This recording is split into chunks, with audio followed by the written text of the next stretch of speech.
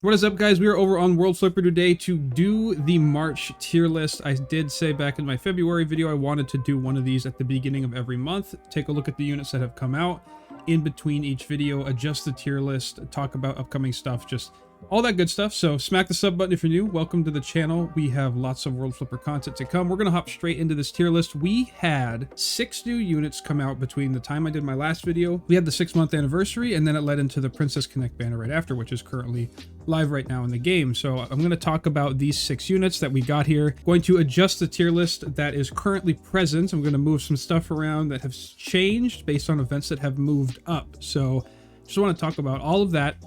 We have, before we jump into the new units themselves, I do want to talk about, we have the admin event coming, the admin godly, the administrator, the boss. We're going to get the godly difficulty of that.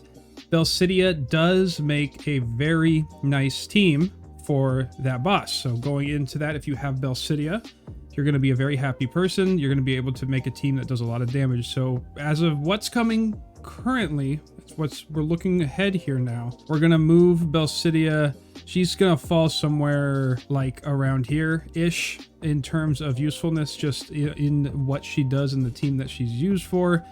And I just wanted to make that point there. And the second one is Barek. Barek and Sarah together, we have an event coming. It's called the Time Attack event. This is going to be, the first one is going to be water based. So you want a thunder team going into it. And it's where you go in, you try to get the top score, you try to clear it as quick as you can. This is a great unit for that. It's going to push Barek up in the necessary slots. He is going to be a great unit for this. The key, though, for him, once again, I said in my last tier list video, is Sarah. So the reason I have Sarah up here, she can generically be put on a Thunder team and is really good. She is a self-sustained battery for herself and for any droid unit that she is either unisoned with, and she herself's a droid unit, so she's in that front row slot. She does get that boost to the gauge, but these two together make for a dynamic duo. It's very good. And upon moving these two, I just wanted to go into the new units now. So we have the half anniversary banner that just passed that contained the half anniversary Neftum, the season limited Neftum, Olivia, and Botan. And these were the 3 units that came out, and people were pulling like crazy, and even judging by the views that you guys put on each video specific to these units. So I did one on Neftum for Fever, I did one on Dark Direct Attack for Olivia, I did one on a Thunder Skill Damage team for Botan.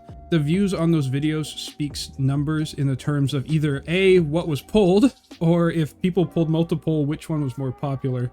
And it was definitely Neftum was number 1, but Olivia's video was close behind. So these two were definitely the popular choices.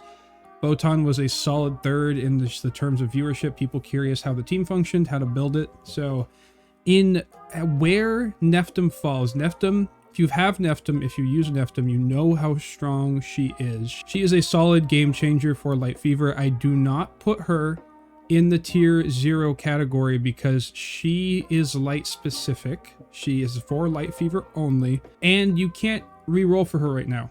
She was a limited unit during the half anniversary. She came right after in the light portal, and then she's gone until the limited units get a rerun until she returns. So this is why she's not falling up here in this tier 0 reroll, because you can't literally reroll for her anymore at this moment in time. But if you were able to pull her, if you're able to snack her before the event left, you know how good she is. You know how game-breaking she is for solo content, even co-op content. She's insane. So definitely is a solid tier 1 unit. Olivia is the next one up. Olivia is, I love this unit personally. I think this was my favorite of the 3, mainly because of the team that she commands. She is the Dark Direct Attack leader. She's a high tier 2, low tier 1 unit in my opinion. She is very strong. She makes Dark Direct Attack great, but you need so many units on the team that function with Dark Direct Attack, attack buffs. If you don't have a lot of the dark pieces, she's okay. And that's the only reason that I would just argue that she deserves a spot kind of like this. High tier 2, low tier 1. Leave her right there for now, but definitely makes Carla better. Carla by herself was struggling in Dark Direct Attack, but when you have these two paired up together, it is a pretty strong team. So this definitely pushes Carla up in the terms of usefulness. It is a very similar feeling to how when you're running Sarah and Barek together, when you are running the Olivia and Carla together, you notice a very drastic increase in dark direct attack. And with Viren too, it's just that team is really strong. Then we have Botan. Botan is definitely a solid tier 2, solid lower tier 2 unit. I would put her kind of in the middle of the road, honestly. She does make for some fun skill damage teams. She has a unique little split ability with how she buffs different archetypes of the game. It's interesting using her, but she is a very awkward unit to get off sometimes because you are going to be boosting based on combo count, but then you're also getting power flip damage, and you don't want high combo count a lot when you're doing power flip because it's going to be hitting the flippers a lot, so maintaining the combos just to do a big burst skill then following doing power flip damage. That's the idea of her. And having a team to really make her shine is also pretty specific. It's kind of similar to how the Barek team is built right now. So I'm going to leave her in that solid tier 2. And that kind of wraps up. That wasn't a bad banner. Like that banner, that half anniversary banner was so good. Those were the 3 featured units. You had all the other non-limited units on the banner as well. Which then takes us to the Princess Connect banner. The banner that is now live currently. Was able to summon on this banner. I did the polar pass on this a few days ago. You can check that video out if you haven't seen it, down in the description if you're deciding whether or not to pull for these 3 units. This is a interesting banner.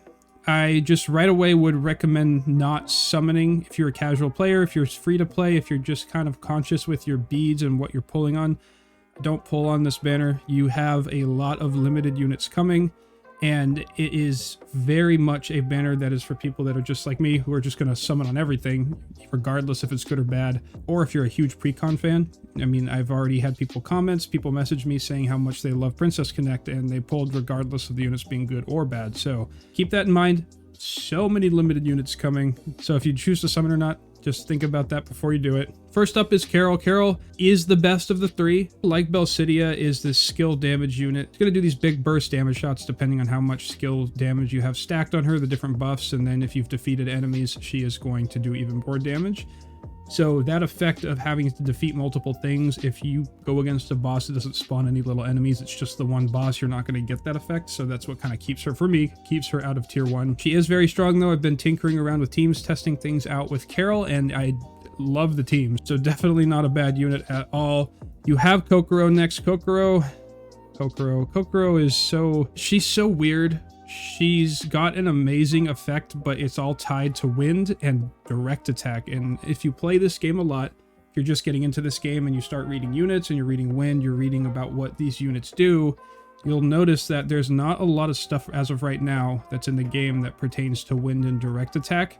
There are people that I know that if she was generic, if her effects applied generically, not specifically to wind units, people would have gone crazy for this unit.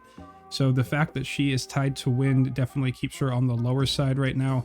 It makes me so sad, but she is down there. And then takes us to the 3rd unit of this. And honestly, like, this unit is so awkward. It's just like, when I look at this unit and I see what it does, you're looking at the values you're getting for the requirements to activate those values. It is so just like, you could grab other units, compare them side by side. You can see it's literally like half of what other units are giving for the same thing. So she falls into this unit makes me sad. She reminds me so much of Mormia in the sense that Mormia has all of these different things that she's doing. She's attack damage, skill damage, she's doing multi-hit buffs.